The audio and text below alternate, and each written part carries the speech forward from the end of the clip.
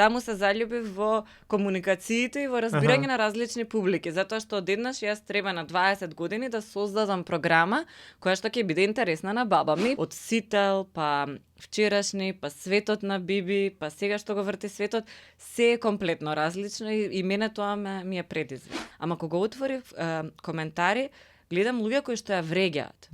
Која е потребата да ние вреѓаме една бремена жена во 8-9 месец? Работиш само за тие што те гласаат. Кога си институција, работиш за сите.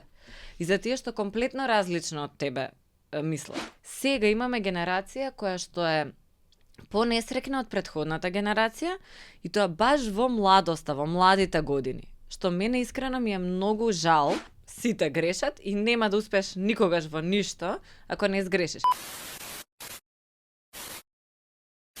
Јована, како си? Одлично. Како за во друго стање или некој ја викаат блажено со себе, одлично. Да. Баш ми е мило што денеска ќе можеме да разговараме и да навлеземе во некои теми за кои што мислам дека ти си одличен соговорник. За почеток, сепак, што е за тебе ментално здравје? Сите ги прашувам, најтешкото прашање на почеток да го извадиме од ред. Што е за тебе ментално здравје? Грижа за себе, за својата психа, за начинот на кој што живееме и мислам дека е еднакво важно, некогаш забораваме, дека е еднакво важно колку физичкото здравје. Многу добро еден психолог ми објасни дека кога вежбаме, викаме workout, тоа е за тоа надвор, кога се грижиме за своето ментално здравје, тоа е working. Се што правиме за внатре ни биде убаво е ментално здравје, не само одење на психолог, ама и одење на психолог. Да, и тоа ми е интересно, знаеш, баш ми убаво што така го представуваш, што ти го кажав и пред самиот почеток, ние секој сакаме да имаме луѓе, и јас сакам да разговарам за ментално здравје со сите, буквално тоа со Сандра некојаш збориме, оке, дали да викнеме ово или оно, викам, оке, не ми е проблем, само да можеме да зборуваме, пошто секој си има некоја своја дефиниција и различно гледа на работа, ама ова ми е доста интересно бидејќи колку е важно тоа што е од надвор, толку и од внатре. И едно без друго не може, пошто едно на друго си влијае. И си помага. Да. Не можеш да излезеш од дома ако не си во добро здравје ментално и обратно, ако не излезеш од дома нема да бидеш во добро ментално здравје, може да си одлично физички. И мене, например, еве и во бременоста и генерално многу ми помага за менталното здравје да шетам и да бидам надвор. После одредено време поминато дома, така што се радувам на убавото време што се надевам дека ни доаѓа. Да, не изненади малце периодот последниот недела. Ја таман сега у недела треба водно матка да трчаме. Мислам епизода ќе искочи многу после тоа, ама и сум као чекај сега, треба да што ќе ми треба за у недела за да трчам на укал буквално. Ништо. Вие ќе се загрееш. Тоа е добро, нема се мрзнеш никако, така што супер. Ќе треба кога ќе излезе епизодата да пишеш резултат. Овој пат бев многу подобар од претходниот вокал. Да, тоа е интересен момент. Кажи ми, ти си некој кој што е долго време пред камери, долго време јавна личност. Од каде сега тоа можеби најдосадно прашање, ама од каде доаѓа тоа да сакаш да работиш тоа, да сакаш да бидеш напред, пошто не секој сака да излезе пред камера, не секој сака да биде јавна личност, не секој може тоа да го направи. Од каде доаѓа тоа кај теа? Јас мислам дека секој што има што да каже и што има некој што носи во себе нешто, дека треба во даден момент да излезе и да го сподели со други луѓе. Навистина верувам во тоа, многу интересно еден статистичар го објасни дека само знаењето, ако знаете нешто, треба да го споделувате, само знаењето кога се дели се умножува, секој друг ресурс, пари, што и да е друго, кога го делиш се намалува, нели? Така што мислам дека тоа е многу важно. Сите што не слушаат, барем нека пробаат, ако имаат конкретно знаење за одредена тема, некогаш да го споделат со малку поголема група. А мојата желба, не знам од каде точно дојде или кога почнало, во основно ги водев приредбите на ако ви текнува имаше агенција за грижа и воспитување на млади и деца во тоа време ние кога учевме и се правеа оние конкурси за најдобар најдобра приказна, најдобра сказна, писмо до замислено другарче и така натаму. И тие конкурси ги водев, ама никогаш не сум мислела дека тоа ќе го работам. После тоа кратко работев во средно праксата што си ја направив на 17 години беше во томато продукција, пак не мислев дека ќе го работам тоа. Се запишав на економски факултет и јас сум економист по професија. И некаде во втора година преку студентска организација, нешто ги промовиравме на ЕСЕК тогаш праксите, отидов во Сител телевизија и таму други го препознаа тоа и ме поканија да станам дел од тимот пред се на утринската програма на Сител, таму и почнав на 20 години и ми беше супер, освен што нели треба да станеш во 4 да бидеш на програма. Во наше време многу се излегуваше, така што не спиев многу. Ама и тие години си ти на студентски години, кај што спиењето секако, дали ќе биде за испит или за излегување или за утринска емисија? Најчесто не е за утринска емисија. И тие што ме гледаа во принцип тогаш беа многу повозрасни од мене и мислам дека таму се заљубив во комуникациите и во разбирање на различни публики, затоа што одеднаш јас треба на 20 години да создадам програма која што ќе биде интересна на баба ми. Почнав да пијам кафе со Нејзе и со пријателките, мислам секогаш пијам кафе со баба ми, тоа го на секој што има можност му го препорачувам. И со друштвото, за да сватам што сакаат и некако мислам дека тие работи заедно ме направија тоа што сум денес и се уште се надевам дека различни работи ќе пробам. Да, тие се интересни моменти кај што си го имала тоа, некој го препознава, не си мислела економија, например, студираш, тоа е малце подалеку од... И тоа е бизнис баш, зад компјутер. Да. И ти се случува тоа, како... Мислам, зошто кажа да? Пошто мене тоа ми е се, окей, да, јас сум добар у тоа, ја имам план, знам дека ова сакам да правам. Од кај доаѓа тоа, окей, ајде сега, ќе пробаме, па може ќе успее. Мислам дека е важно да имаме план, ама мислам дека е важно да се отвориме за сите можности што ни се даваат, посебно кога сме млади. Не мора да значи дека ги имаме сите одговори на 18-20 години. 90% од луѓето ги немаат. Мислам, ова може не е точен податок, ќе го провериме, ама ете ајде, имаше една интересна изјава од мојот круг на пријатели и например има многу примери за луѓе што да кажеме запишале архитектура, завршиле како фитнес тренери или во некоја или маркетери, например, обично архитектите Ја политички посеја во подкаст за ментално здравје. Например, што е многу битно. Да. Во државата, да се разбереме. Фала ти. Може би си точно си го нашол политичкиот проблем што треба да се решава, така што тоа е супер. Мислам дека например, дека не е толку важно да ги имаме сите одговори на 20 години. Нема шанси да ги имаме и не знаеме што ќе ни се случи во животот. И многу често на 20 години лесно ги судиме другите што се постари како требало да се однесуваат, ама не секогаш знаеме што им се случило. Така што за мене беше тоа супер што го направив тој чекор и сега моментално работам и во Змај, комбинација на податоци, економија и тоа што исто ме интересира во делот на науката, комуникации генерално на најразлични проекти, плюс си останав со што го врти светот во овој свет што е телевизија, продукција и слично, што мене ми е навистина многу возбудлив, ама немаше да знам ако не се случува сите тие работи. Значи, од Сител, па вчерашни, па светот на Биби, па сега што го врти светот, се е комплетно различно и мене тоа ми е предизвик. Да, па тоа е интересно, ти го имаш тоа на best of both worlds. Значи имаш и тоа што си сакала, си го учела, си сакала да работиш поголем дел од твоето растење и после тоа што те бива. Стварно што и луѓе можеби, знаеш, некојаш едно гледам дека и сакаш тоа да правиш, ама и некојаш и да не сакаш да правиш ако те бива и ако си добар у тоа го правиш. И ама кај тебе и двете се спојуваат, што е супер. Фала ти многу што така мислиш. Јас не секогаш сум сигурна дали ме бива, ама тогаш пробувам да си мислам. Порано имав доста ниска самодоверба, што е чудно за некој што е пред камера. И 3 пати повеќе се подготвувам за било што. И мислам дека не е само да те бива, туку баш и тоа. Да, некој препознал дека ти имаш талент за тоа и тоа, ама, например, на почеток видов дека дикцијата не ми е добра. Значи, не беше многу лоша, ама не звучи баш како што треба. Не знам, ќе си го слушнам, текстот звучи пребрзо, пребавно, нема динамика. И тогаш си платив часови кај Илјана Крстева, да ја поздравам, тешко дека ќе не гледа, ама тоа е спикерка од МТВ, за ајде да учиме дикција. После тоа, еве дури сега пред подкастот со Сладжана, актерка ми е пријателка, исто така и велам дајте молам кажи ми некој tips and tricks. Така што не е само да те бива, мислам дека тоа е многу мал дел. За се мора човек да се подготви и да има што да ја каже на публиката. Многу се трудам да имаме што да им кажеме и да не завршат без никаква вредност. Истото знам дека го правите и вие и мислам дека тоа е клучно во подкаст. Дури дикцијата во подкаст не е толку. Не.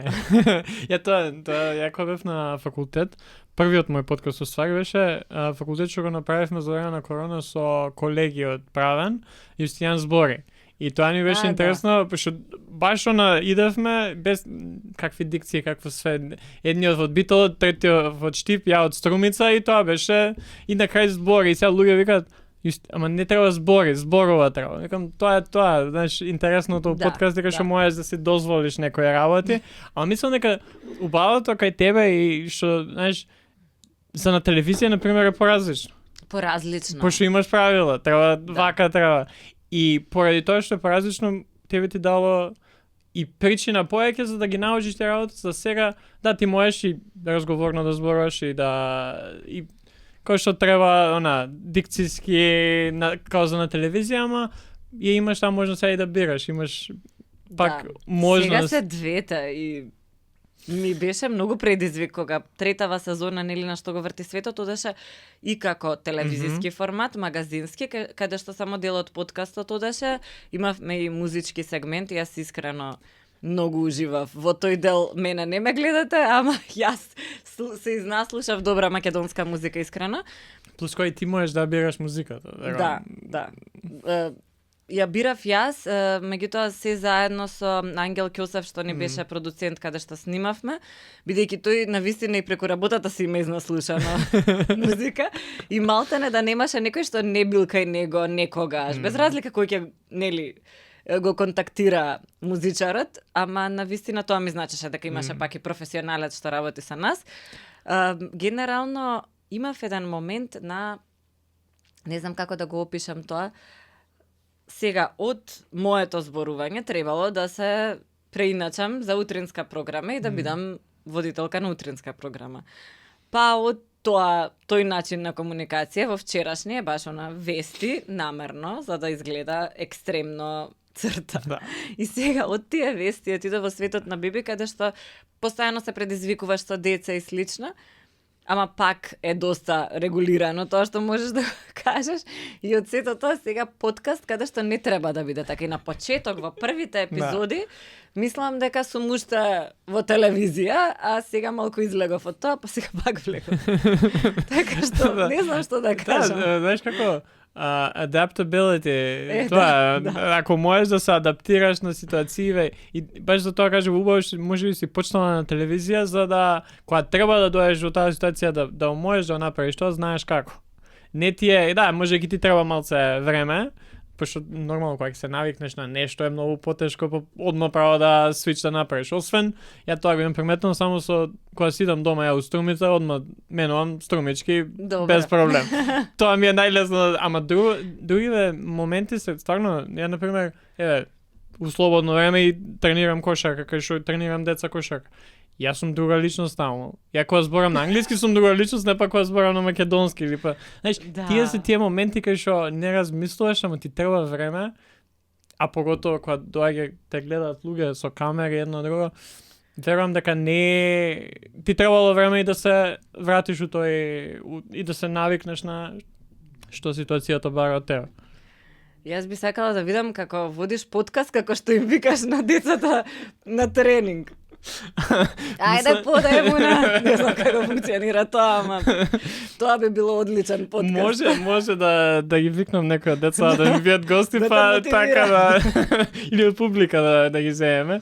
Зошто да не? Нема да ги соберам во студио мало ние. Нема. Не, ама тоа е интересен момент кај што некој се запрашувам дали дали некојаш и тоа ќе функционира, така, знаеш, да се однесуваш секаде исто.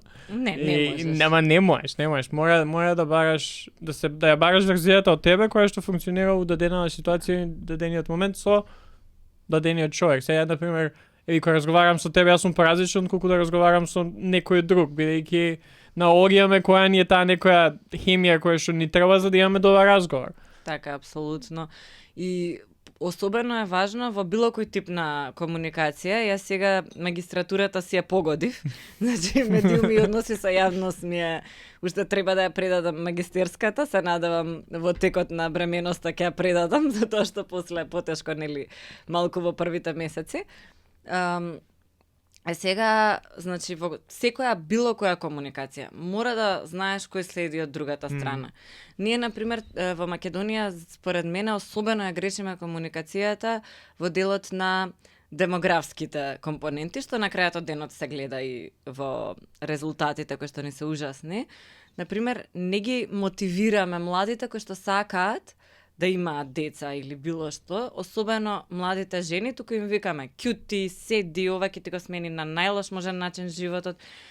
Тоа не е точно ако работите се дадени од државата, например, не знам, ако системот ти ги организира дел од работите, ти не мораш. Ако имаш поддршка, ти си многу по-слободна. Децата се прво се изванредни, не знам, еве јас имам едно дете и причината зошто сака второ е тоа едно дете, затоа што се навистина посебни. Да, е покомплицирано, ама кога имаш, не знам, добар партнер, тоа е многу важно.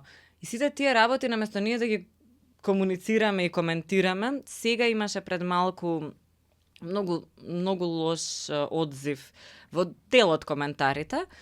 Една актерка која што е патем прекрасна, изгледа преубаво, имаше настап, пееше некоја песна исклучително тешка на глумците пеат, со стомаче и имаше кроп топ и долга халина и сако.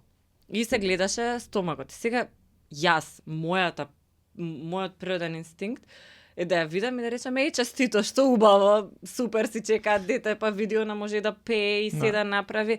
И баш да ја поддржам во тоа. И како жена која што самата одлучила да има деца и втор пат и слично, мене ми дава, нели, и баш надеж и баш некоја позитива. И јас работев во претходната бременност и ми беше супер што можев да бидам активна, нели, кој кога и колку може. Меѓутоа, кога отворив во коментари, ако имаше многу повеќе лајкови, споделување позитивни, многу повеќе луѓе размислуваат како мене, ама кога отворив коментари, гледам луѓе кои што ја вреѓаат. Која е потребата да ние вреѓаме една бремена жена во 8-9 месец? Нема зошто. Ништо лошо не направила, напротив, прави добро, пее, споделува. Мене тоа многу ми пречи затоа што прво не потекнуваме ние од такво општество. Уште во минатото, еве, во времето на мојата баба се одело во театар и перформансите биле секакви и тие уживале во тие перформанси, се гледале секакви филмови и се знаело што е актер и било комплетно прифатено. А сега одеднаш ние сме спремни затоа што веројатно тоа се некои лични проблеми да вреѓаме бремена жена во држава која што се бори со наталитетот. Да, мене од секојаш ми било интересно тој тип на коментари, поготово за содржина, на пример, за која што ти немаш никаква беспарија. Така, ти го гледаш видеово, без разлика кој дали што да прави, ако јас не сакам да го гледам и ми прави да се чувствувам на некаков начин, без разлика тоа дали ќе биде тригер за нешто добро или лошо, јас можам да одлучам, окей, ако се чувствувам лошо или ме тригернува и се сакам да, не знам, ми прави да се чувствувам нешто лошо, скролнуваш и... Апсолутно. Значи нема... Тоа никогаш не би можел да сатам каков... Сега да, има некојаш моменти кај што има работи кои што се штетни, да. И за кои што не треба да се замолчува и треба да се зборува за нив. И конструктивна критика е супер. Супер. Ние сме имале сигурно и вие критика во коментар која што е фер, не е дадена навредливо, не знам, помалку да се прекинуваме, што мене ми беше на почетокот предизвик или нешто слично. Океј, ја гледаме критиката, сметаме дека ево право тој кој што напишал, да, ќе ја земеме како препорака, да кажем. И да не сметаш дека го права ако е издржана критика или ако е некој гледаш дека окей, изгледал епизодава, ти дава еве за прекинување, ја би рекол па така изборуваме ние, нонстоп се прекинуваме во разговори секојаш. Знаеш, некојаш е убаво да го имаш тоа in the back of your mind. Значи, позади кажеш, окей, чекај, да, ти текнува, да, ај ќе те оставам сега да збориш целосно. И ќе научиш нешто, ама повеќето од работите се на вистина, значи, и поготово кога станува да збори, ја не би знала како е тоа чувство, бидејќи не сум жена. И не сум на тој начин така exposed, не ми текна сега на македонски, сигурно ќе имаме критики за англицизми и англиски збори се користим. Изложен. Да. Ма не ги знам тие работи. Сега интересно ми е што ти почнеш на утринска емисија. Кај што тогаш тоа ми е. Јас се сеќавам уште као мал утрински емисии од Сабајле ги гледаш, чекаш за да идеш на школа и за пуштање се и си вртат. И нонстоп, знаеш, има уклучувања и нонстоп коментари и се тоа. Немавме вклучувања. Да? Да. Па, како е тој момент, например, дали го имаше тој предизвик со коментари, со... Еве, ако сте немале вклучување, тоа уште ама... Еднаш или два пати само водев вклучување. Јас кога бев во првиот дел од емисијата беше нешто што без разлика си тече како разговор, гостување, прилози и така натаму. И ние бевме повеќето во тој дел. Во вториот дел колега водеше јавувања и сега кога беше на одмор требаше да го заменам. Предходно имав малку, како да кажам, предрасуда кон тоа, кон јавувањата. Си мислев дека луѓето кои што имаат јавувања, навистина имаат релативно лесна работа. Не треба да спремиш гостин, прашања, тема, горе-доле да, тема треба да спремиш, ама една е темата и сите се јавуваат на таа тема. Кога водев, сватив дека тоа е најтешката работа и не сум сигурна, навистина е предизвик, затоа што на секој човек му давате простор на национална телевизија, да се јави и да каже било што. Јас конкретно ја водев темата за Шарли Ебдо, не знам дали памтите, мене ми се падна таа прва. Шарли. Да, Тоа беше, имаше во саркастичен магазин, каде што новинарите го нацртале карикатура од Мухамед, беа нападнати од терористичка група и убиени. И имаше големо движење за поддршка на новинарите и слободниот говор и слично, кое што се случи тогаш. И сега јас имав најразлични јавувања, меѓу кои што дел вика не требале тие да ги убиваат, ама па и овие не требале да го цртаат сега, нели, пророкот како карикатура и така натаму. И на моја среќа, сега ти мораш да одговориш на тој коментар. Од една страна треба да ја оставиш публиката, си го каже мислењето, ама од друга страна не можеш да оставиш без коментар некој да си зборува и да оправдува нечие убиство без разлика. Да. И за моја среќа тогаш се јави еден оџа, духовен водич од Македонија, кој што многу силно го нападна убивањето и кажа дека ова прави луѓето да имаат многу погрешно сваќање за тоа ние како ја доживуваме религијата и за нас, и дека нема ниту еден човек право да одземе тук живот.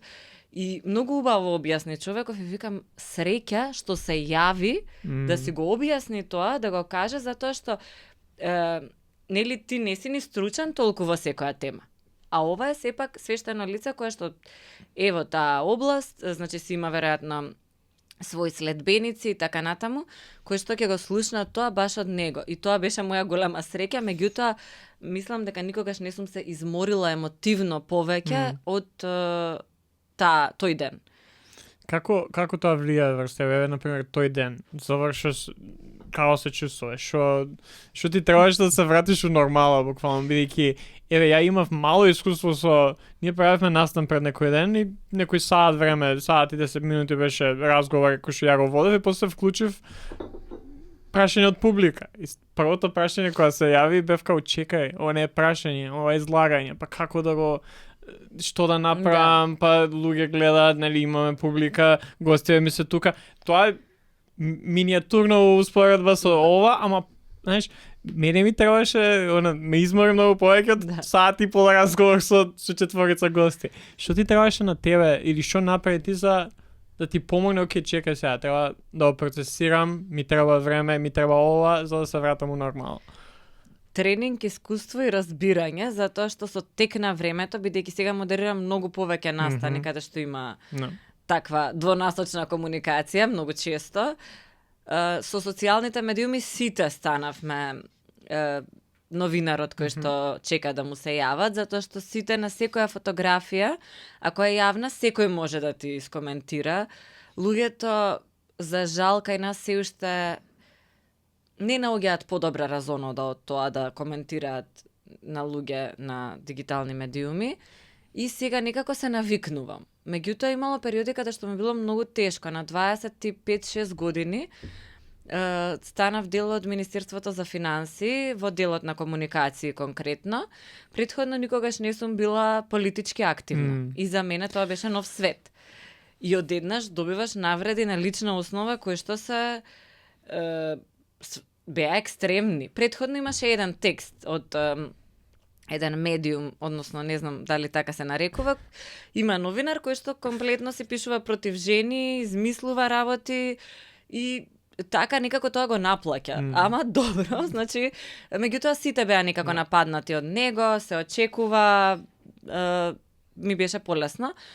Сега за прв пат нели има пооркестрирани напади на дигитални медиуми кога тоа се случи и мене ми беше страшно. И после со тек на време научив едноставно да селектирам што ќе слушам, што нема да слушам и да се трудам да ги слушам коментарите кои што се, како што кажав, конструктивни, реални, а не секогаш, ако некој седнал и пишал ти си гнаса, тоа е човек кој што значи, лошо се чувствува. И мора да имаме некоја граница да не го дозволиме тоа. Инаку ми помагаат блиските луѓе, излегувањето надвор со нив и реалниот живот. И мислам дека на секој може да му помогне тоа. Некогаш мора да си ги тргнеме очите, може да си слушаме подкаст, ама да си ги тргнеме очите од социјалните медиуми и коментарите и едноставно да излеземе со луѓето надвор. Да, тоа е момент, значи, пошто многу е лесно да се каже, па не отварај коментари, не чите, ама многу е тешко. Многу е тешко да не биеш присут, поготово кога еве сега ти на пример доаѓаш тоа Министерство за финансии, комуникацијски дел, ти мора да биеш присутна, мора да видиш што за одредени важни работи кои што како Министерство за финансии, вас ви се важни да видите фидбекот на луѓето онлайн, ти не можеш да и ти треба да ги прочиташ за да можеш да ги селектираш. И тоа е не само тоа, нешто што мислам дека оние кои што комуницираат во било која институција мора да го разберат. Кога си институција не работиш само за тие што те гласаат. Кога си институција работиш за сите. И за тие што комплетно различно од тебе мислат. Особено Министерство за финансии.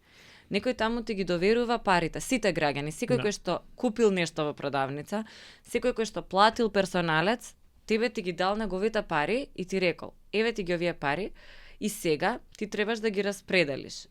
Министерството за финансии не прави болници, тоа треба да го направи Министерството за здравство, меѓутоа мора да има доверба во таа институција и таа институција мора да комуницира без разлика, не само таа сите, со сите. И само така ќе добиеме малку подобар однос институции и граѓани. И мислам дека тоа доста коректно го направивме, меѓу другото и со интерната комуникација со вработените, мора да се внимава како со нив се комуницира и многу зависи од тој што ја води институцијата. Ние пак имавме среќа да има министер кој што и сите ги разбираше, и со сите комуницираше, сериозно добри тимови внатре во Министерството се направија и мене ми беше работата многу полесна. Да, и знаеш, ја прв пат те запознам како Јована од вчерашни новости. Како е многу и верувам многу друго, да, кога еве така во интернет со пријатели, снимам со кој снимаш со Јована од вчерашни новости. И одма некој од нив кој што се на таа возраст гледавме. Ама кога дојде исто во Министерство за финансии тоа беше ударни вести, пошто те знаат друго. И тоа е многу поразлично. Зошто? Сега ќе ти кажам зошто. Прво, цел живот, мислам, сум слушала дека Македонија не чини како држава. Значи, не само јас, туку и сите ние, целата наша генерација, после што се родени, особено после Југославија, цело време слушале како ние треба да не биде, ама не бива. Треба да влеземе во Европска унија, ама не влегуваме. И постојано ние слушаме како државата не чини. И јас кога сум била по-пунтовна тинејџерка, сум знаела и дома на моите да им кажам и на другите, добро, зошто ти не си пробал нешто да направиш? Еве нешто да смениш, да се обидеш да си ја земеш таа шанса, да ја направиш државата малку подобра. Не велам дека еден човек ќе смени нешто. Сега сум и попаметна за тоа како функционира системот од тогаш. Ама јас секогаш сум го викала тоа. И сега, мене кога ми се јавија за во Министерство за финансии, јас многу малку го познава Виктор, што беше тогаш шеф на кабинетот, некои сосема други кругови. Им викам, добро, зошто јас? Па вика, ти си од телевизиски бекграунд, сакаме да е некој кој што има енергија, зашто ова нема да биде лесна работа. И ни треба економист, барем економски факултет, за да го има тоа, што многу е ретко меѓу новинарите, обично имаат новинарство, барем логиката економска да има, за да свати што ќе комуницирам. И викам, добро, и сега кога ми беше дадена шансата, а јас сум им викала на моите зошто не пробавте, а јас не сум се активирала, да кажеме, како партиски активист некаде или нешто слично во таа насока, и велам сега зошто да одбијам. И друг момент што ме убеди е кога разговаравме со професорот Тевдовски, што тогаш беше министер, кога го прашав зошто ја земаш оваа функција, вика затоа што како во мојата кариера, кога сум зборувал дека нешто треба да се направи во државата, сега и мене ми е шансата да го направам тоа, една од работите, што значи дека слично е тука. И второ, сакам да стигнам на многу повисоки меѓународни места во иднина, да нели влијам врз одредени меѓународни економски текови. И за мене тоа ми покажа дека има некој интегритет, зашто мојот страв и на секој комуникатор неголемиот страв е дека ќе работиш со политичар што е корумпиран, непресметлив, што влегува во политика со погрешни некои мотивации. И тоа кога видов дека не е случај, викам во рете, па сега не може само да им викам на моите зошто не го смените. Јас ќе пробам. Мојот син не може тоа да ми го каже, така што 2 години. Меѓутоа видов дека не е за мене и сега наоѓам вака други формати да позитивно да влијаам. Не идеолошки, туку баш убаво да се сменат работите. Да, и плюс дека имаш можност да работиш со некој кој што не е политичар. Тоа мислам дека една од работите е исто важна и, знаеш, тоа што кажа ти, многу е важно со кој работиш и кој представуваш. Многу е важно. Едно е да представуваш некој кој што се вклучува у ова од какви да се причини, ама тој не е кариерен политичар, па со години у политиката или е на функции. И плюс тука некаде се согласувате колку толку причините зашто сака да допреде тоа. Да, тоа ми беше битно. И тимот беше комбинација од такви луѓе. Например, беше Бранимир Јовановиќ, не целиот период, делот тимот, го спомна Виктор. Навистина еве и денес соработуваме извонреден во тоа што го работи. Постојано му викаме, зошто ти стварно навистина треба нешто да работиш во држава. Мене ми е криво што Ирилинд Кабаши, да не го заборавам, кој што во моментов е во Виена во еден од најголемите инвестициски фондови, беше извонреден истражувач од НБРМ, дојде во финансии тогаш и сите веруваа во тоа. Ели, која што беше државен секретар тогаш, беше унапредувана од речиси секој министер претходно и работеше буџет и го разбираше. Така што самиот тим беше добар и мене ми е чест што сум била воопшто дел од таков тим. Денеска сите се уште докажани, се уште успешни, немаат дамки во кариерата, напротив имаат многу успеси. За жал, сите се надвор од институциите. Јас се надавам дека луѓето ќе се активираат, квалитетните луѓе, добрите луѓе, дека ќе се враќаат во институциите, зашто во моментов, без разлика која власт ќе дојде на позиција, фалат добри луѓе во систем. Не може да биде системот добар ако немаме добри луѓе во систем. Па да, исто кој што кажа на почеток, ако имаш што да кажеш, треба да кажеш тоа, ако си квалитетен, имаш што да помогнеш, без разлика дали тоа е Министерство за финансии или за што и да е, имаш тоа квалитет, убаво би било да тие луѓе да се таму, на тие важни места. И тоа е многу не добро платена работа. Треба луѓето да го разберат тоа. Освен ако не најдеш други начини да бидеш платен, генерално, например, јас можев да заработувам и повеќе кога бев во комбинација вчерашни со, да кажеме, некои тезги, дополнителни новинарски и така натаму, можев да заработувам можеби дупло од во финанси. Таму нема тезги, работиш постојано, особено ако си дел од кабинет и тим кој што треба да ги извози сите тие работи. Така што тоа е многу работа, не се толку многу пари, ама искуството за мене беше многу големо. И пак тимот е многу важен, не знам како да кажам. Никогаш од оваа перспектива не би се занимавала со било што врзано со институции ако не видам потенцијал во тимот. Зашто не можеш да комуницираш. Ти ќе бидеш супер комуникатор и на крај политичарот имаше примери, не знам, ќе мава со фломастер по новинари. И што ако си ти супер? Апсолутно не може да му помогнеш. Не можеш да. Дали беше спремна на реакциите кои што ги доби твоето назначување во една таква институција онлайн? Не. Дури 2 дена мислам дека отидов викендот, мислам, нели, со едно вечер спијање во Маврово само за да се тргнам од се тоа што се случуваше. Ама имав огромна среќа да ме знаат луѓето околу мене и мојот сопруг и моите родители и да се некако со мене тука и да ме поддржуваат. Сестра ми секако никако да не ја заборавам, другарките, значи мислам дека тој сапорт систем како што е важен за кога имаш деца и семејство, така е важен и кога развиваш било каков тип на кариера, така е важен и кога работиш јавна работа, затоа што нели секој може да ти пише, ама ако ти се овие луѓе тука, имаш на кого да се потпреш и да те турнат кога ќе паднеш. И добар разговор беше и тоа со Тијана и Тамара, баш во студио музичко имавме разговор и исто прашање им го поставив како со негативните коментари. И тука сега паѓаш на сестра ти, паѓаш на некој, нели кога го имаш тој момент и те враќа назад. И секако, ако немаш таква поддршка, вреди да се посети психолог. Мојата мајка е педагог и секогаш ми викала дека, значи, стручните лица може да ти помогнат. Многу. Тоа може да биде буквално една сесија, ама може да те врати во колосек. Да, значи некојаш тоа сакам само да ги кажеш работите гласно на некој кој што не го познаваш, може да направи голема разлика.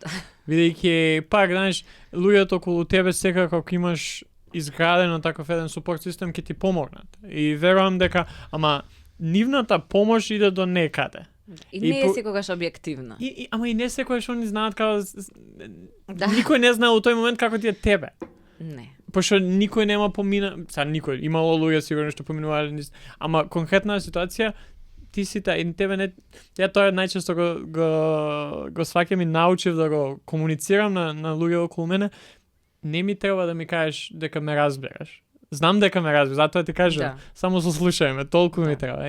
Ама и од тука тој важен аспект да некојаш е потребно да се оди на психологија, да се каже окей, со ова се соочувам и не знам, никој не може да ми помогне.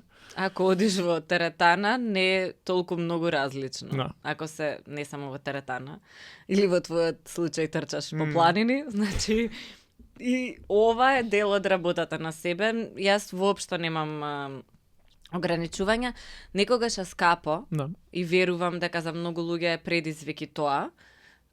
Има државни служби, може да се читаат книги, меѓутоа треба да внимаваме кога гледаме на интернет кој не советува за менталното здравје. Имаме многу примери каде што луѓе едноставно ти кажуваат како ти треба да живееш.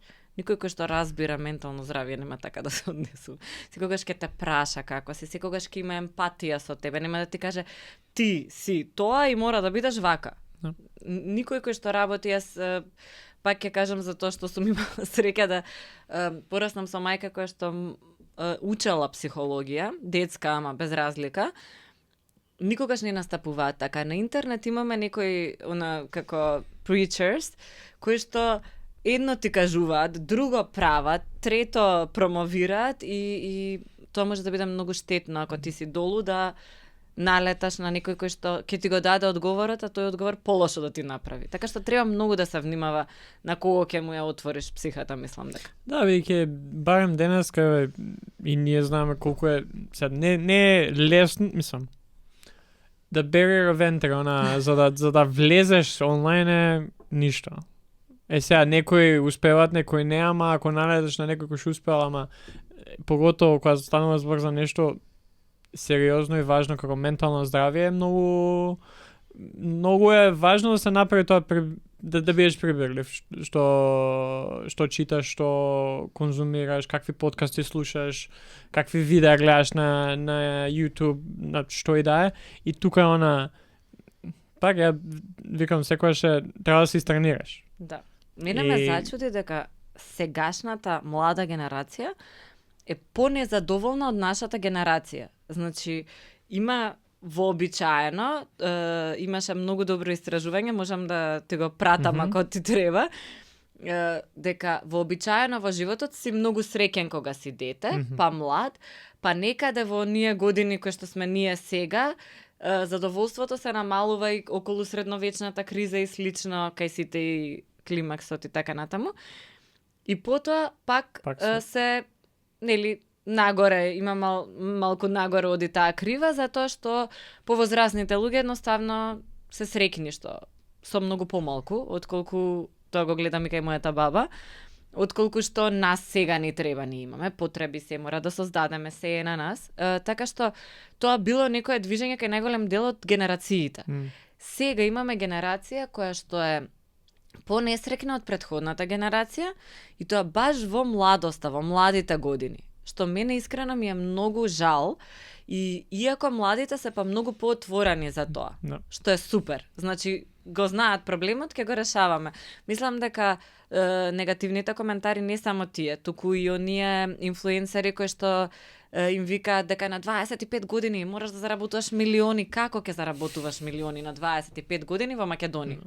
Нема да заработуваш и тоа е во ред. Супер е што имаш 25 години, супер е што имаш можности за работа, меѓутоа никој не ти го вика тоа, никој не ти вика оди на работа, земи го искуството што ти го нуди денот, затоа што си млад, не си оптеретен од многу други прашања и проблеми, туку е многу пофенси со оваа програма, ти ќе заработиш 500 милиони. Важи. Супер. Важи, да.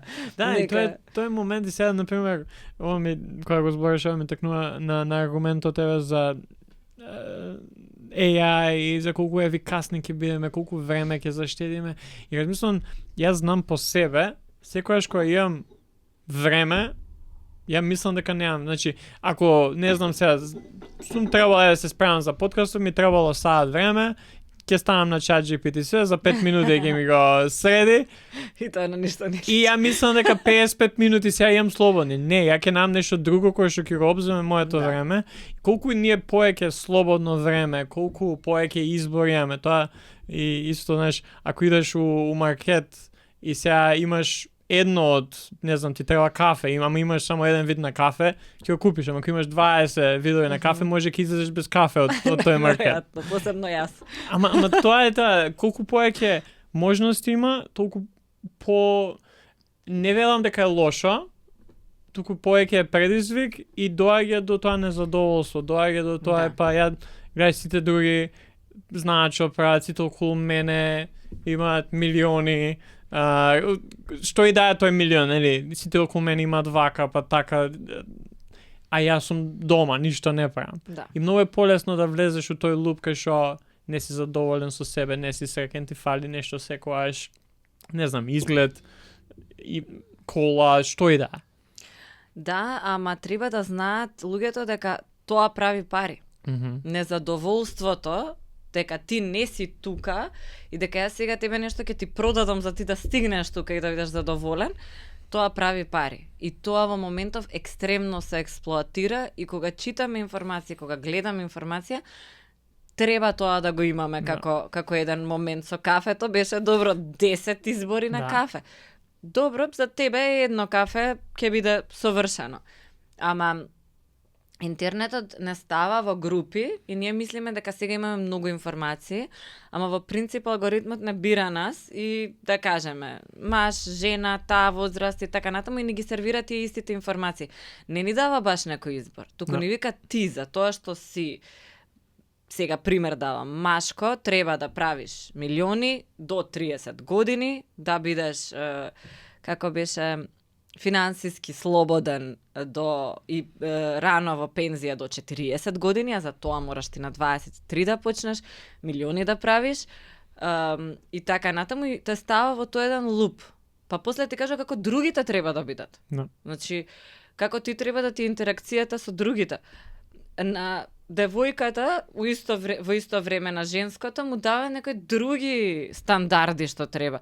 Комплетно едно со друго не комуницираат. И тоа е многу страшно. Во породавница е подобро се гледаш, па сега не можеш да одлучиш. Ред. Ама на крај ќе се решиш за нешто и тоа ќе биде твој избор. Многу е помалку наш избор тоа што бираме да го правиме во животот, од што ние мислиме дека е наш избор. Посебно со дигиталните медиуми кај младите. Мислам дека и дел од незадоволството доаѓа од тук. Не секој млад човек на 25-6 години, 3-4, многу пари ќе го направат среќен. Може до негде ќе го направат, ама ако треба да се затвори дома, по цел ден да клика на некој бројчиња, не знам што и да е понудата, иако така не се прават милиони, да се разбереме како економист. Напротив, препорачливо е повеќе работи различно да правиш и да имаш повеќе извори на средства. Економистите викаат не ги ставај сите яйца во една корпа. Значи, како млад човек може тоа нема да те прави среќен. Може ќе те прави среќен да излезеш да запознаеш нови луѓе.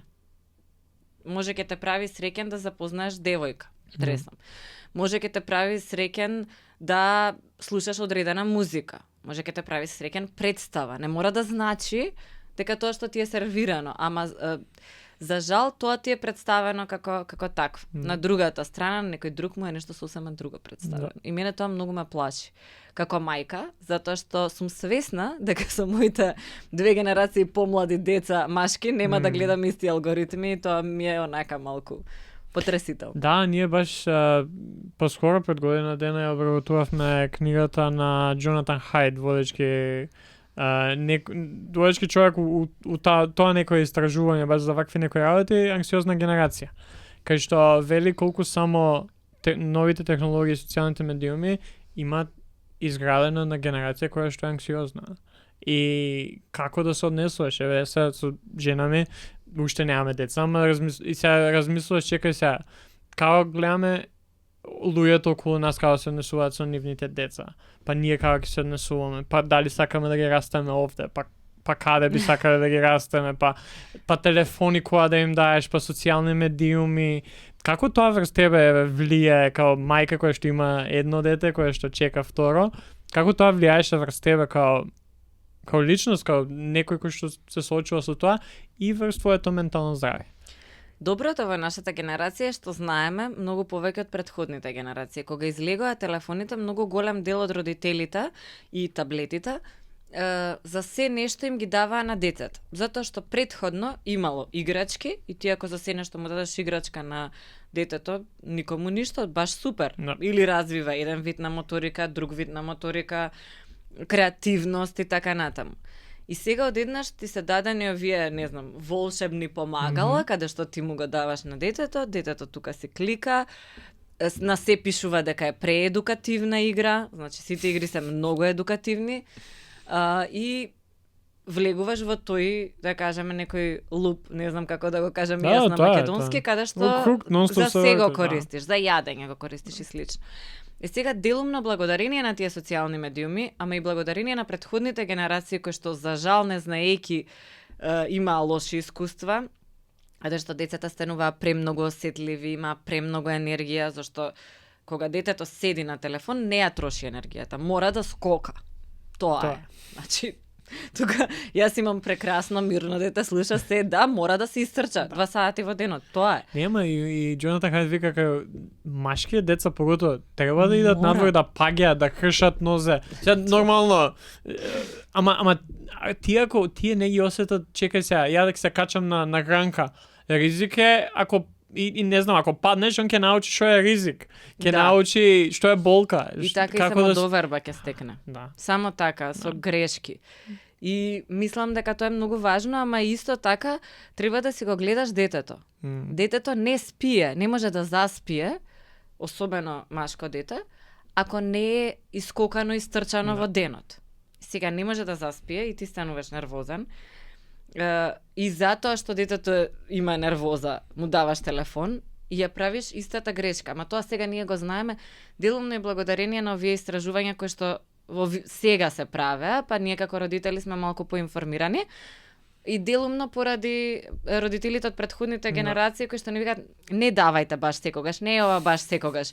Совршено има некоја возраст. Јас лично, значи ние гледаме цртани многу почесто долгометражни на Netflix или некои што мене ми се допаѓаат, ги гледаме, не знам, и Светот на Биби, гледам на македонски да гледа за да го научи јазикот, бидејќи сепак е, нели, наш. Да. Јас си го сакам многу, како некој што пишува на македонски што зборува.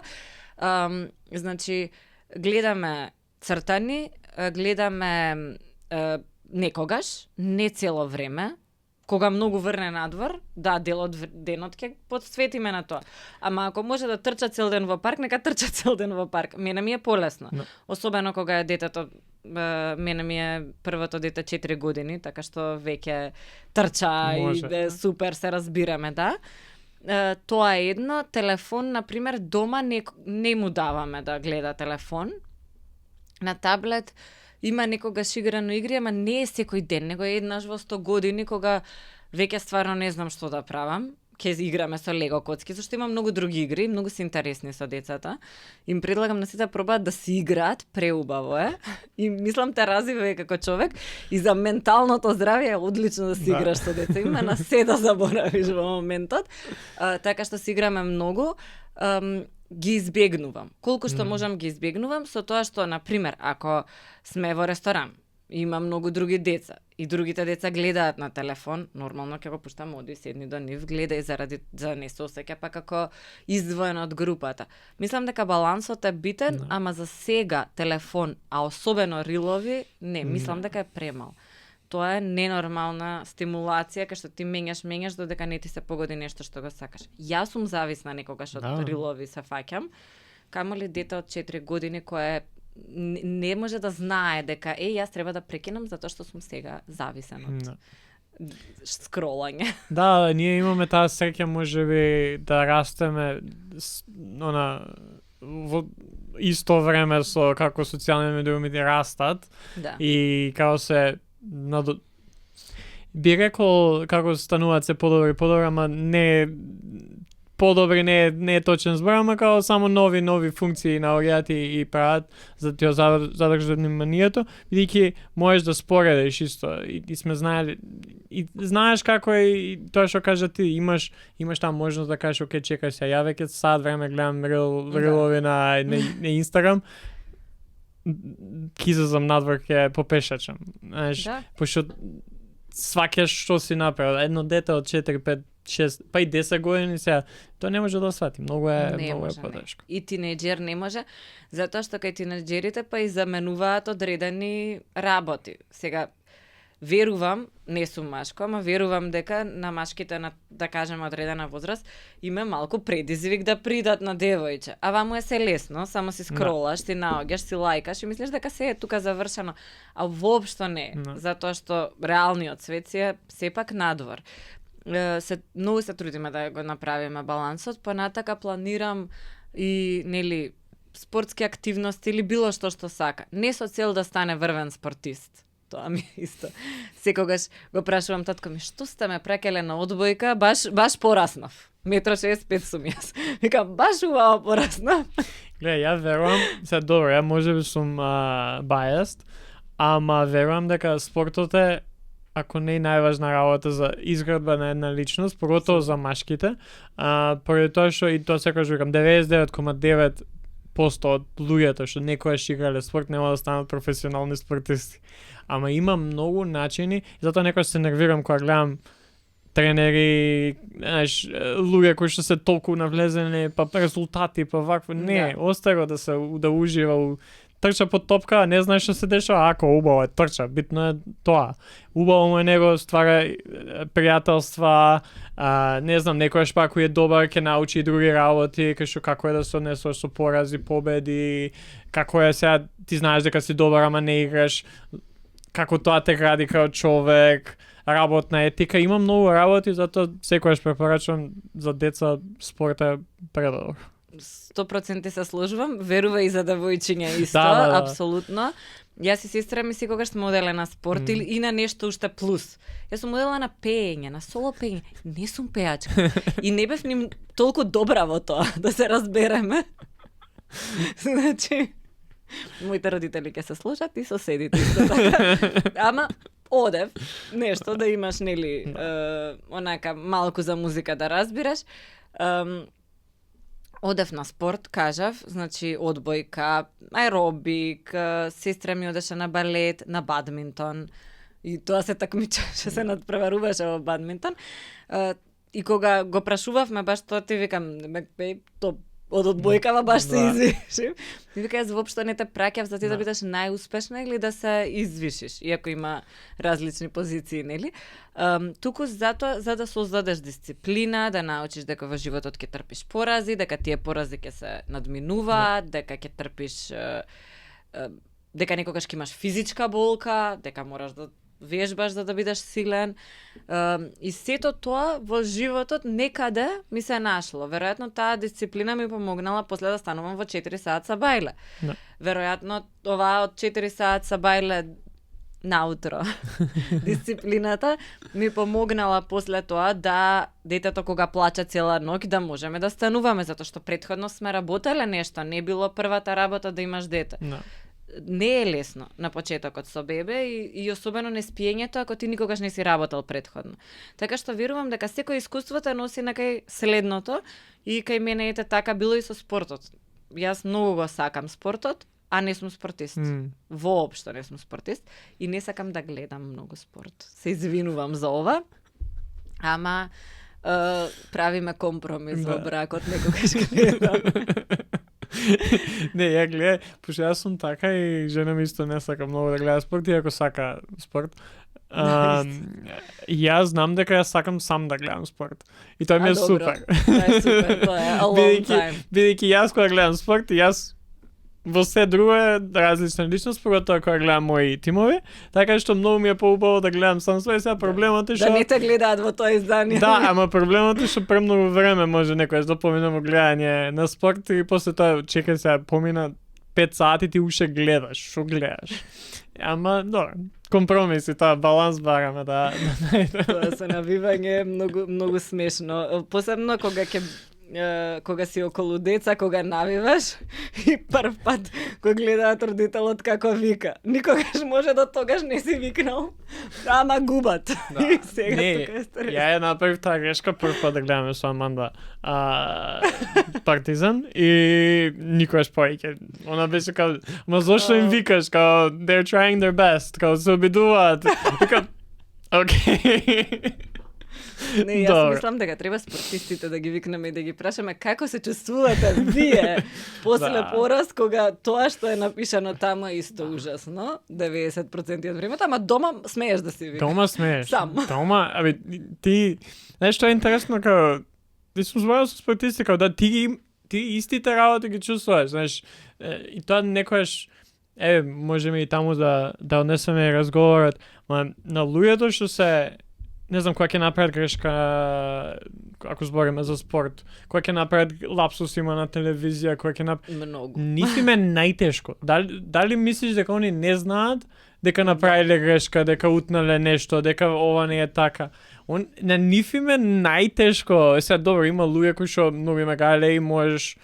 Тоа не знам како, ама има некои кои што се такви, ама повеќето знам разговор со спортисти и со тренери, викаат, нас ние, дали мислиш дека јас сакам помалку да победам од ти што навијаш, што немаш никаде. А јас цел живот на ова си го дадов. Да. Мојата кариера зависи од ова, ти утре са бајле ќе отидеш на работа, ќе водиш подкаст, ќе си... Да. Така е, целосно. Јас тоа и викам, например, во нашава работа мора да грешиш. Во секоја работа мора да грешиш. Ние во Македонија мразиме грешки, значи и самиот образовен систем е таков. Не може да знае детето ако не научило. Значи, ќе сгреши на почеток и така се учи, нели?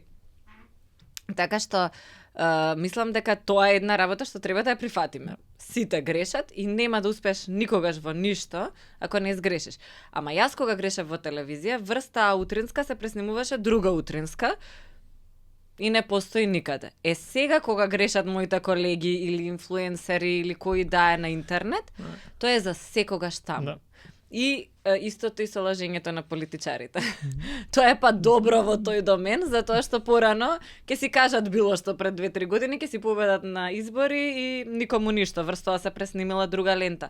Сега нема друга лента со интернетот, тоа што си го кажал, ќе ти се врати на еден или на друг начин. Да, тоа и еве и со деца, кога правиме мовети за деца, као луѓе гледам се поеќе не ставуваат слики од нивните деца, нели кога се раѓа.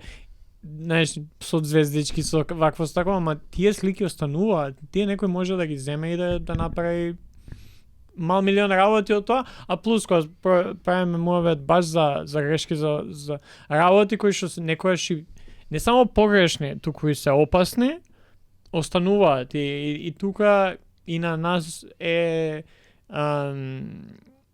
тоа да знаеме, окей, еве сега верувам и ти кога викаш гости, не би викнала било кој или некои луѓе кои што знаеш дека добро, може ти сигурно не се согласуваш со се со гостинот што ќе го имаш. И сакам да не се согласам. Ама знаеш дека тоа е окей, тоа е на некој начин и убаво е за да се промовира дискусија, да се промовира здрава дискусија, дека окей да се има несогласување, ама има и cut off line, кај што овие нема никогаш да ги викнам ради тоа што се опасни, ради тоа што не промовираат вредности кои што јас сметам дека треба да бидат промовирани. Јас имам некогаш различни вредности со моите гости, апсолутно, и тоа ми е во ред. Да. И сум љубопитна. Некогаш сум љубопитна и баш со луѓе што се спротивни од мене да дознам зошто. Некогаш ако се предизвикаме имаат можеби не целосно право кон нас, ама има од каде е тој став, зошто се случило нешто. И како водител мислам дека тоа е клучно, како дете да си љубопитен, да научиш нешто ново за некој што може и различен од тебе. Ама дефинитивно е многу опасно тоа што нема никаква регулатива. А од друга страна регулативата треба да видиме како да се направи ако некогаш се прави, па да не го ограничи говорот слободен, зашто ние ги сакаме подкастите затоа што се слободни, нели? Секој може да го каже тоа што го гледа и мисли, ама мора да постои некаква одговорност. Убаво ги спомна децата на интернет. Не може ние сега да ја ставиме целата одговорност на грбот на некоја мајка или татко кој што се среќни со своето дете и си споделиле слика, може не се ни информирани толку дека ако има паблик профилот, може секој да си ја данлоудира и да си ја симне таа слика. Мора, кога веќе имаме, например, ако некој земе ми украде момент со детето или било како го злоупотреби на улица, тогаш сме сите сложни дека полицијата мора да реагира. Па исто е и на интернет. Значи, ако сега толку многу функционираме на интернет, мораме пред се барем децата да ги заштитиме таму.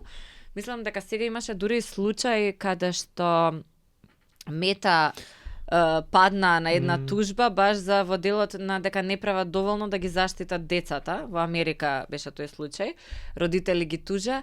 Не сум сигурна колку може да е само Мета или само фирма одговорност, сепак мора државите нели да си ги преземат на свој грб овие работи. Постојат сајбер безбедност сектори, ама не може да постигнат од што тоа се случува. Слики се злоупотребуваат, видеа се споделуваат. Мислам дека треба малце да правиме подобри луѓе. Значи, тогаш ќе се намали бројот, па ќе може овие неколку кои што прават криминал да се таргетираат.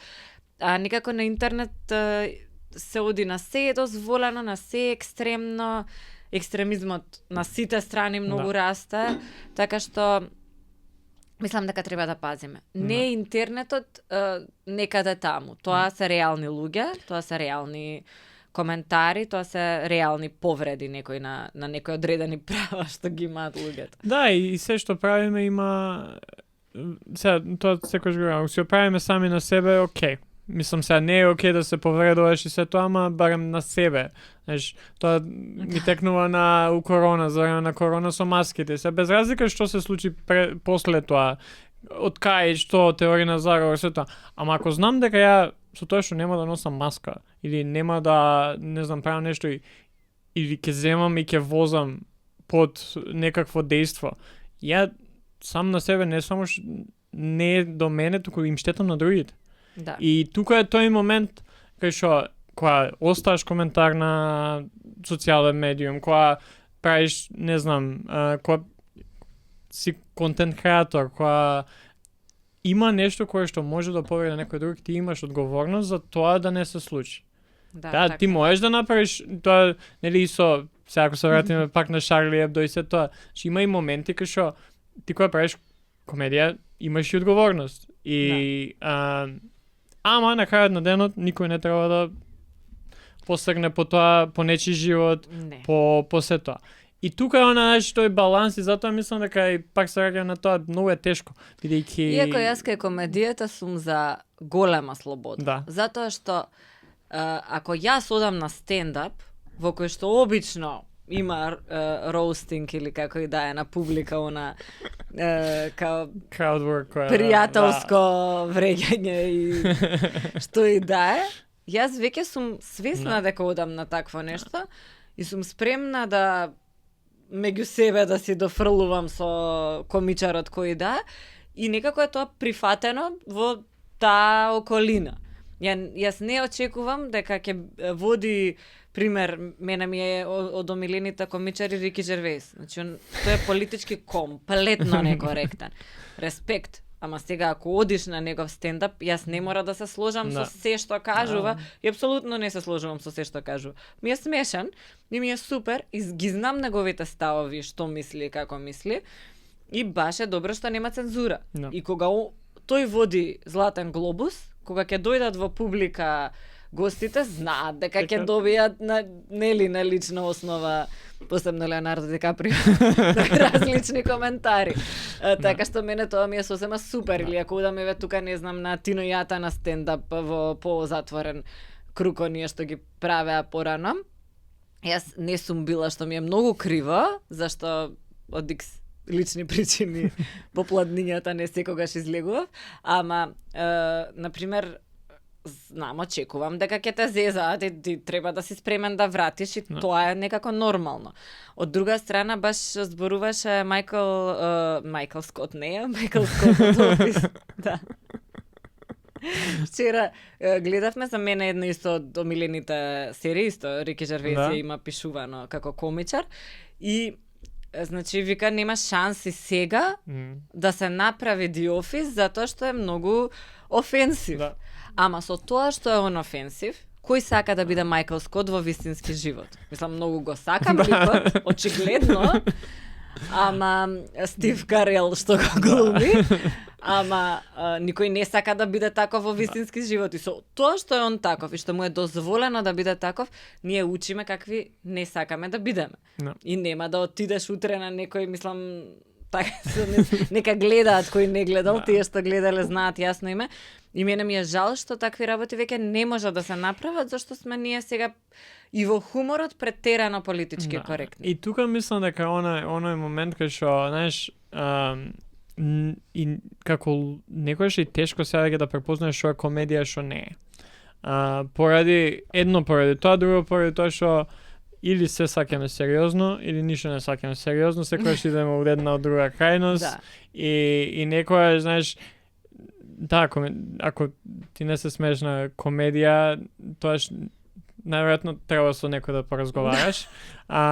Не е ова стручно мислење, ама така е, сега знам дека ако мене не ми предизвикува некако чувство дали, не знам, интересно ми е, забавно ми е, слушам, се смеам, окей е тоа. Без разлика што може и не се согласувам со тоа. Некогаш е разумно размислување. Ова беше кажано во форма на сарказам. Ова беше кажано како за африканци. И тоа треба да го учиме, ама тоа се учи во реална интеракција. На интернет се изгледа исто. Тоа го немаме. Мене највеќе за тоа ми поминав една година во средно во Америка. И тоа во мало рурално место у Тексас. Каде што мислам дека од школоко што не беше толку големо, имаше некои 300-400 деца, ја 16 години, прв пат надвор од Македонија. Па рано да ти кажам. Не можев да најдам ниту еден што се согласуваше со мене за било што од социјален аспект. Дали тоа политички, дали некои, знаеш, ставови, ниту еден не најдов. Значи сите различно размислуваат. Ама ми помогна таа година многу, бидејќи сватив дека, чекај, ја да сум се родил во тоа место, ја исто би размислил како нив. Бидејќи ние некој, знаеш, не разбираме и тоа, и ден денеска секогаш го кажувам како нешто кој што можеби највеќе ми има помогнато во односот со луѓето, да се обидам да ги сватам од каде доаѓаат. Да. И да, тоа не значи дека јас ти ја оправдувам, не знам, си направил нешто лошо, ја ти оправдувам, ама те сваќам, имам емпатија кон тоа и добро, ако направиш нешто лошо и нешто противзаконско, треба да идеш во затвор. Тоа е. Ако направиш нешто лошо кон мене се у некој пријателски однос, ја треба да одлучам дали сакам да работам на тоа, да пробам да те сватам, да побарам извинување или што и да е, или ја уште од старт, овој не се согласува со мене, готово. Не сакам веќе да се дружам со него. Можеш и тоа е апсолутно своја одлука. Ама го немаме тој момент да гледаме, чекај се, окей, Јован ова го кажа, окей. Така. Ке збориме утре, ќе ја прашам, чекај се, ова која го кажа, ме повреди, и вака ми направи да се чувствувам, зошто, како, што, да направиме муабет. Ние може пак нема да најдеме некоја решение, ама барем го има тоа разбирање. Ама се изложил на други луѓе, тоа е многу битно, затоа што сега ги тераме младите многу рано заради некогаш и во име на психолошката благосостојба да филтрираат пријатели. No. Најди си ги тие тројцата луѓе што се твоите, да, ти во животот, веројатно ќе најдеш одреден круг на луѓе, дали ќе ти бидат во рамки на семејството, надвор од семејството, било каде, што ти се твои луѓе. И со тие ќе си целосно поврзан.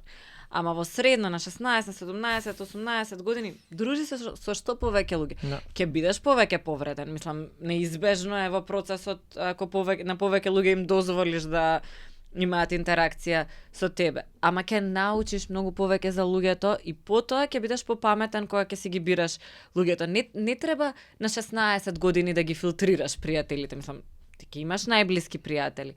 Ама познаниците и така натаму, отвори се, ета си отишол во Тексас, во мал град.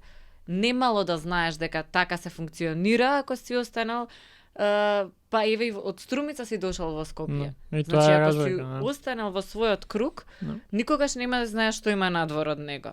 Многу добар документарец има една новинарка направена, мене ми се допаѓаше, не сваќала зошто луѓето од одредени места гласаат за Трамп. Затоа што вика, јас живеев во Њујорк, високото добро утро и не ми беше јасно. Се качи во кола, отиде на тие места и виде како им било искомуницирано во нивните области, во нивните проблеми, кое е решението. Може тоа не е решението, ама ги разбра, се обиде да ги разбере. No. Јас имав слично искуство, бидејќи кога почнавме со Што го врти светот, да гледам и други подкасти кај нас што се прават. Вашиот си го гледам редовно. Ама ова беше подкаст кај што, да кажеме, со 50% од работите ќе се сложам, со 50 нема да се сложам. И кажуваат едни дечки, на машките на дейтинг апликации има многу потешко. Какви се овие глупости? Ја нити имам дейтинг апликација, ниту сум, значи, сум во врска од пред да излезат и не ми требале никогаш. И после некое време викам, па може во право човекот?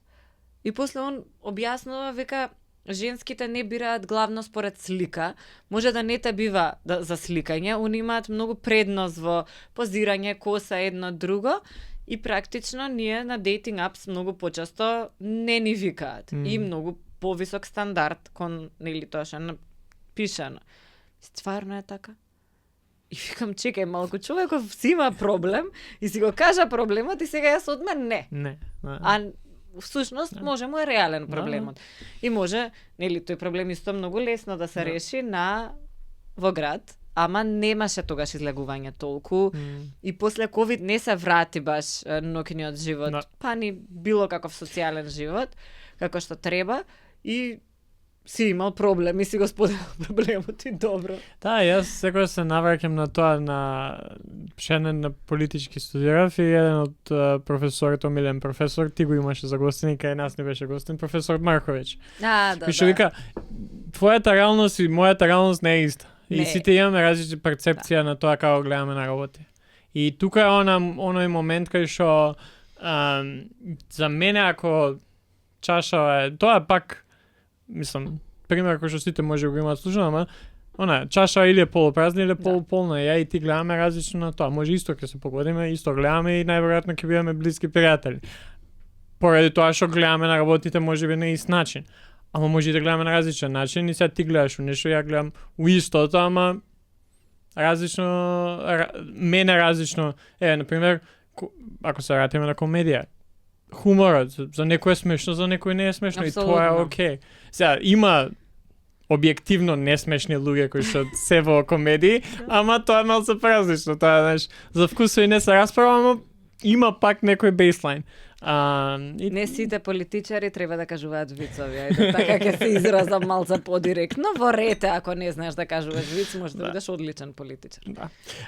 Последно... Ама кај нас има желби многу. Да, ја веќе гледам сати 15 минути снимаме. Добро. Сега да те прашам ова, знаеш дека... Јас не видов, ама ете, брзо отиде. Сакав, знаеш дека ќе те прашам тоа уште пред да се договориме, што го врти светот? Јас мислам луѓето. Сега излезе и на портрет едно интервју и често го добивам прашањето и истото мислење го делиме со колегата Виктор од Змај. Не мислам дека зашто заедно работиме, можеби зашто го имаме тоа мислење заедно работиме. Јас сепак мислам дека луѓето го вртат светот и во ера на технологија, зашто ние сме тие, сакали или не, кои што одлучуваме како ќе користиме технологијата, медиумите, моќта, парите. Ти ако имаш пари, може да решиш дека ќе градиш домови за згрижување на деца. И дај Боже да има повеќе луѓе кои што така ќе одлучуваат. Ако државата има пари, може да ги вложи во развој или може да ги вложи во војна. Тоа е истото средство. Така што парите не го вртат светот. Ние, ако како луѓе одлучуваме што ќе правиме со нив, ти може да имаш време да одлучиш да го поминеш така што ќе пишуваш на луѓе на интернет, гадна си, глупав си и така натаму, или можеш да го посветиш така што ќе волонтираш и ќе им помагаш на бездомни миленици, на деца кои што им треба помош. Може би чисто и ќе направиш моабет со соседката која што и треба малку разговор. Се е подобро од ова првото, меѓутоа генерално мислам дека се уште и секогаш ќе бидат луѓето, затоа што ние ги имаме средствата и сега на нас е како ќе се однесуваме со нив. И мислам дека тоа никогаш не било, и човечкото никогаш не било побитно од сега. Гледаме дека во светот имаме најразлични движења, имаме војни, имаме инфлација, економски проблеми и гледаме што значи кога моќите и парите ги користиме за да наштетиме некому, наспроти кога би можеле да ги користиме за добро. И има држави кои што ги користат за добро или за лошо, ама во тие држави пак луѓе одлучуваат. Така да јас секогаш, колку и да сум размислувала на темава, се враќам на луѓето, барав физичко објаснување за нештата. Кога почнав да го водам, викам ќе дојде некој физичар, ќе ми рече пака овие сили. И светот се врти затоа што е создаден со вртење. Така што и да ние правиме, тој ќе продолжи да се функционира.